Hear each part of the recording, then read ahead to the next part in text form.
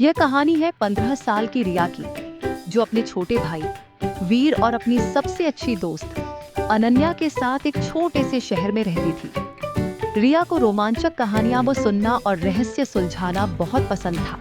एक दिन जब वे अपने स्कूल की लाइब्रेरी में किताबें देख रहे थे, वीर को एक पुरानी किताब के पीछे एक फटा हुआ कागज मिला।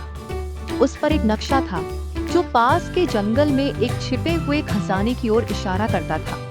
रिया की आंखें चमक उठी। उसने कहा, हमें इस खजाने को ढूंढना होगा। रिया, वीर और अनन्या ने मिलकर योजना बनाई।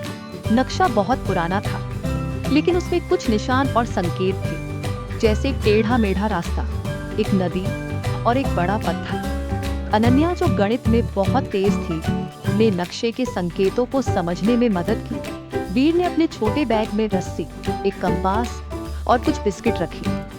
रिया ने अपनी माँ को बताया कि वे जंगल में पिकनिक के लिए जा रहे हैं। माँ ने उन्हें जल्दी लौटने की सलाह दी। जंगल में कदम रखते ही तीनों को एक अनोखा उत्साह महसूस हुआ। हरे भरे पेड़, रंग बिरंगे फूल और जंगल की आवाजें उन्हें एक नई दुनिया में ले गईं। नक्शे के अनुसार उन्हें पहले नदी तक पहुंचना था। रास्ते में उन्हें एक पुराना लकड़ी का पुल मिला, जो टूटने की कगार पर था। रिया ने कहा, हमें सावधानी से चलना। वीर ने रस्सी निकाली और तीनों ने एक दूसरे का हाथ पकड़कर पुल पार किया। नदी के किनारे पहुंचने पर उन्होंने एक विशाल पत्थर देखा, जिसके पास नक्शे में एक गुफा का निशान था। अनन्या ने ध्यान से नक्शा पढ़ा और पत्थर के पीछे एक छिपा हुआ रास्ता खोज निकाला। गुफा अंदर से ठंडी और रहस्यमयी थी। दीवारों पर पुरानी पेंटिंग्स थीं, जो किसी प्राचीन राजा के खजाने की कहानी बता रही थी। गुफा के अंत में एक बड़ा लकड़ी का संदूक था, जिस पर एक ताला लगा था।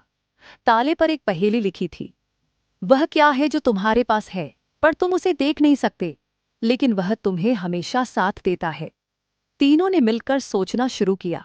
वीर ने कहा, यह हवा हो सकती है, लेकिन रिया ने सोचा और बोली, नहीं, यह हमारा दिल है। ये हमेशा हमारे साथ धड़कता है, लेकिन हम इसे देख नहीं सकते।